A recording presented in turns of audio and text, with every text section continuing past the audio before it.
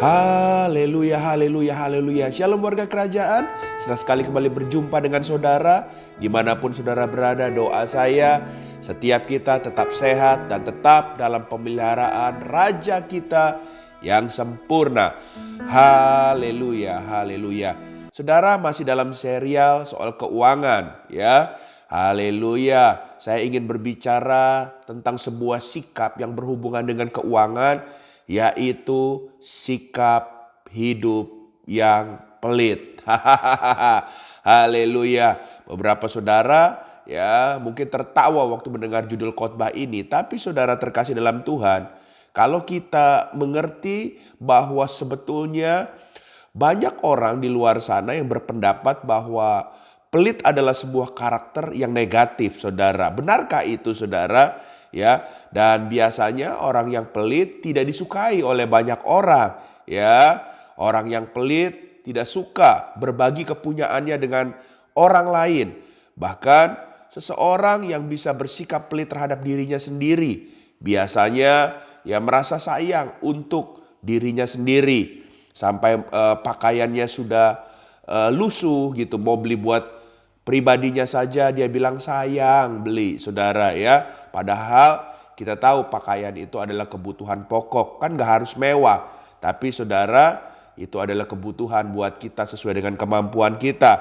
Nah, oleh sebab itu sebagai anak Tuhan, sebagai orang percaya, kita perlu memahami terlebih dahulu bahwa Tuhan Yesus mengajarkan kita untuk kita tidak kikir ya, tetapi justru memberi dengan hati yang rela.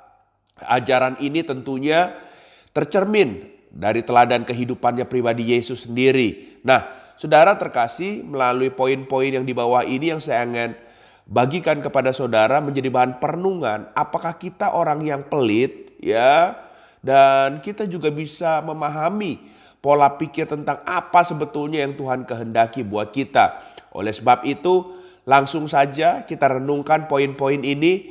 Yang pertama, saudara terkasih dalam Tuhan, ya.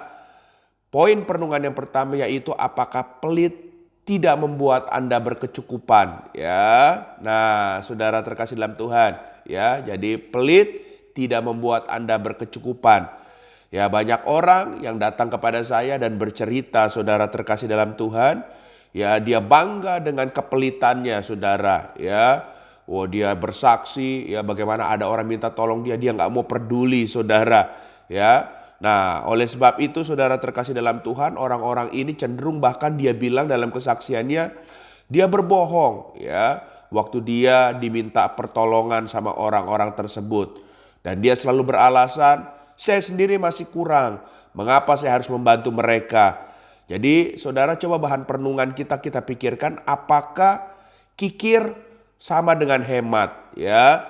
Dan ya saya juga pengen kasih tahu sama saudara, sebetulnya dalam kitab Amsal itu pasal 11 ayat 24 dengan jelas mengajarkan kita, ada yang menyebar harta tetapi bertambah kaya. Ada yang menghemat secara luar biasa namun selalu berkekurangan. Nah, memang kalau kita memberi berarti mengorbankan sesuatu. Tetapi Tuhan mengajarkan kita, bukankah untuk tidak khawatir akan hari esok. Bersikap pelit tidak menjamin keamanan finansial seseorang. Karena Tuhanlah yang berkuasa untuk jalan hidup setiap kita. Haleluya. Ya, menjadi kaya di sini bahkan tidak melulu ya, tidak harus ya mengenai harta atau materi. Tuhan bisa memelihara hidup saudara dan saya lewat berbagai cara. Dan bahkan ketika kita bisa memberikan sesuatu, baik itu uang, tenaga, waktu, perhatian, hati kita pasti akan diliputi sukacita yang meluap-luap. Sebaliknya, ketika saudara dan saya butuh pertolongan, ada aja ya saudara-saudara seiman kita atau orang di luar sana yang mau membantu kita. Jadi kita harus belajar bahwa ketika kita memberi, kita justru merasakan sebuah sukacita. Kita merasakan kelegaan karena kita juga dapat ya ditolong oleh banyak orang ketika kita memerlukannya. Ya, selain itu Pengertian kaya juga saudara mencakup hikmat yang kita dapatkan seiring usaha kita mengatur keuangan secara bijak. Dengan hikmat ini, saya tidak pernah merasa atau kita tidak akan pernah merasa lagi percayalah kekurangan. Dan label pelit yang melekat pada diri kita pun perlahan-lahan pasti akan dipulihkan. Haleluya. Oleh sebab itu, poin yang pertama, pelit tidak membuat Anda berkecukupan. Haleluya, karena berkat itu datang dari Tuhan. Lalu hal yang kedua, saudara terkasih dalam Tuhan, hal yang kedua adalah berilah seperti untuk Tuhan. Ini lebih berat lagi, Pak. Saudara, nanti dulu kita dengar penjelasannya ya. Haleluya, haleluya. Saya merenungkan dan membagi ada dua kategori orang, yaitu yang pertama, ya, banyak orang yang berpendapat seperti ini. Orang yang layak diberi dan orang yang tidak layak diberi. Ini dulu saya, saudara ya. Tapi saudara terkasih dalam Tuhan, ya, ketika kita punya prinsip seperti itu, kita akan membeda-bedakan. Kalau kita menganggap dia sahabat dekat, dia layak menerima kemurahan hati kita. Tapi kalau bukan sahabat atau orang-orang yang tidak dekat dengan kita, tidak kita anggap dekat, tidak layak menerima kemurahan hati kita. Ternyata saudara, kalau kita punya pemikiran pandangan seperti ini, berlawanan dengan pola pikir Yesus yang Yesus lakukan dalam kehidupan di dunia ini sehari-hari. Sebab Yesus memberi dengan segenap hati dan tanpa melihat status orang-orang tersebut yang ditolongnya. Baik itu orang berdosa, baik itu orang saleh, baik itu orang yang penyakitan, baik bangsawan, baik nelayan, baik orang miskin dan lain sebagainya. Nah, saudara terkasih dalam Tuhan, dari sebuah teladan kehidupan Yesus ini sebetulnya mengajarkan kita tentang sebuah pola pikir yang ada dalam Matius pasal 25 ayat yang ke-40. Dikatakan, dan raja itu akan menjawab mereka, aku berkata kepadamu sesungguhnya, segala sesuatu yang kamu lakukan untuk salah seorang dari saudaraku yang paling hina ini, kamu telah melakukannya untuk aku. Ya, sebetulnya Yesus ingin memberi, ya, seperti kita juga memberi untuk Tuhan. Ya, Yesus mengajarkan kita kalau kita memberi, kita harus memberi seperti untuk Tuhan sendiri. Nah, seringkali dalam pikiran kita bertanya, bagaimana mungkin saya memberi sesuatu untuk Tuhan, sementara yang menerima pertolongan saya adalah manusia. Haleluya, haleluya. Saudara percayalah, ketika saudara memberi, ya, kepada seseorang, anggaplah Anda sedang mengucap syukur kepada Tuhan yang telah memberikan segalanya kepada hidup saudara. Bersyukurlah karena kebutuhan Anda setiap hari, ya, masih dicukupkan oleh Tuhan. Dan saya percaya ketika kita belajar mengucap syukur tentang apa yang kita miliki, kita mulai bisa melihat kebutuhan orang-orang lain pun di sekitar kita, kita tolong mereka.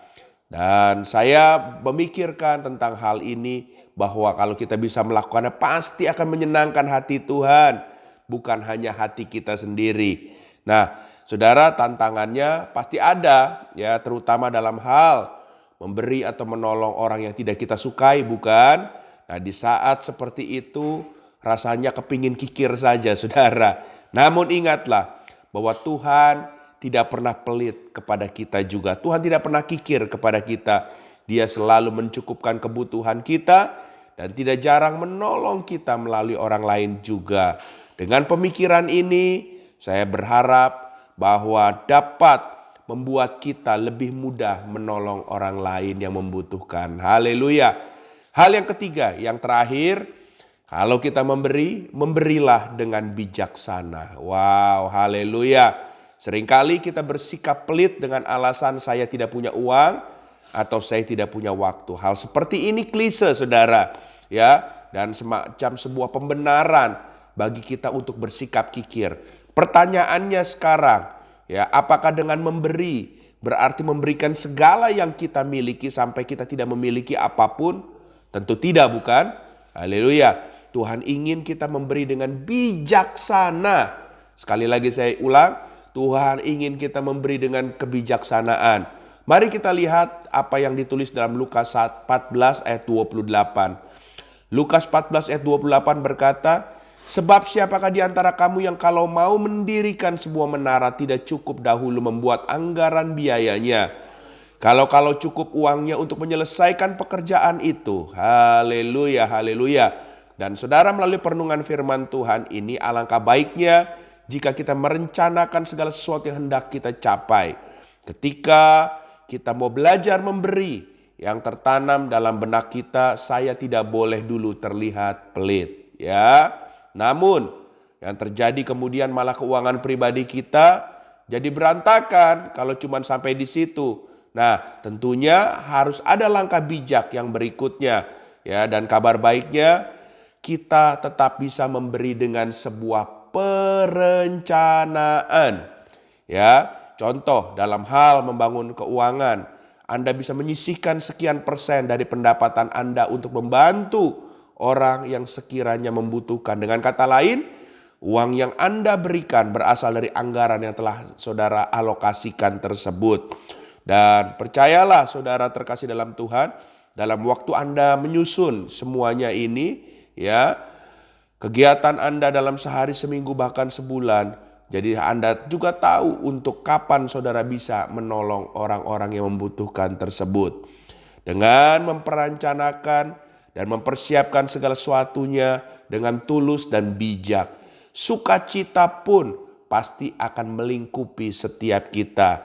Haleluya. Saudara, terakhir yang saya ingin sampaikan kepada saudara, ingat bahwa Tuhan tidak ingin kita menjadi pribadi yang pelit. Oleh karena itu, berjuanglah memberi buat Tuhan dengan belajar mengatur hal-hal yang Tuhan percayakan dalam hidup kita. Jangan khawatir akan hidup kita. Percayalah bahwa memberi lebih indah daripada menerima. Tuhan memberkati kita semua. Izinkan saya berdoa buat saudara. Bapa, hamba berdoa dalam nama Yesus untuk setiap kami anak-anak Tuhan. Jangan jadikan kami pribadi-pribadi yang pelit, apalagi sampai kikir. Dijauhkan di antara kami, tapi kami percaya dengan kami selalu memberi seperti kami memberi untuk Tuhan. Tingkap langit akan terbuka dan Tuhan tidak akan pernah menelantarkan hidup kami. Karena kami tahu sesungguhnya Engkau menginginkan kami memang menjadi saluran berkat di saat kami diberkati. Materaikan firman Tuhan ini menjadi kekuatan, menjadi rema, dan mengubahkan pola pikir bahkan tindak kehidupan kami sehari-hari. Dalam nama Yesus kami berdoa. Haleluya. Amin.